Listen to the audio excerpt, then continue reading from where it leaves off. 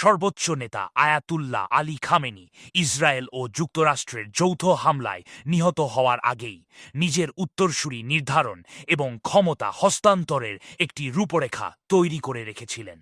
১৯৮৯ সাল থেকে প্রায় ৪ দশক ধরে ইরানের ধর্মীয়, সামরিক ও রাজনৈতিক সর্বময় ক্ষমতার অধিকারী খামেনি রোববার ভোরে তেহরানে নিজ কার্যালয়ে হামলার সময় নিহত হন বলে রাষ্ট্রীয় গণমাধ্যম IRNA নিশ্চিত করেছে। ইরানি সূত্রে জানা গেছে, যুদ্ধের সম্ভাব্য ভয়াবহতা আঁচ করে খামেনি জাতীয় নিরাপত্তা পরিষদের প্রধান আলী লারিজানিকে দেশ পরিচালনার বিশেষ দায়িত্ব দিয়ে গিয়েছিলেন। বর্তমান প্রেসিডেন্ট কিছুটা পাশ কাটিয়ে এই বিশেষ সামরিক ও রাজনৈতিক মহলের হাতে জরুরি সিদ্ধান্ত নেওয়ার ক্ষমতা দেওয়া হয়েছিল।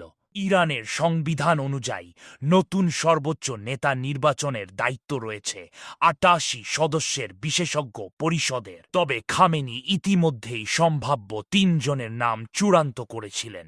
এই তালিকায় ছিলেন বিচার বিভাগের প্রধান গোলাম হোসেন মোহসেনি এজে, খামেনির দপ্তর প্রধান আলী আসগর হেজাজি, সংস্কারপন্থী ধর্মীয় নেতা ও খোমেনির নাতি হাসান খোমেনি, খামেনির ছেলে মোজতবা খামেনির নামও আলোচিত হলেও খামেনি নেতৃত্বকে বংশানুক্রমিক করার প্রবণতার কঠোর বিরোধী ছিলেন। বর্তমান পরিস্থিতিতে ইরানের কার্যকর নেতৃত্ব কার হাতে রয়েছে তা নিয়ে বিশ্বজুড়ে অনিশ্চয়তা বিরাজ করছে। পররাষ্ট্রমন্ত্রী আব্বাস আরাঘচি জানিয়েছেন, কিছু নেতা হারালেও ইরানের আত্মরক্ষার লড়াই থামবে না। বর্তমানে একটি অন্তর্বর্তীকালীন কাউন্সিল গঠিত হতে পারে, যেখানে প্রেসিডেন্ট, বিচার বিভাগের প্রধান এবং গার্ডিয়ান কাউন্সিলের একজন সদস্য থাকবেন। বিভিন্ন গুরুত্বপূর্ণ খবর পেতে এখনই সাবস্ক্রাইব করুন শহীদ টিভি ও ফলো দিন ফেসবুক পেজ, শেয়ার করুন বন্ধুদের সাথে।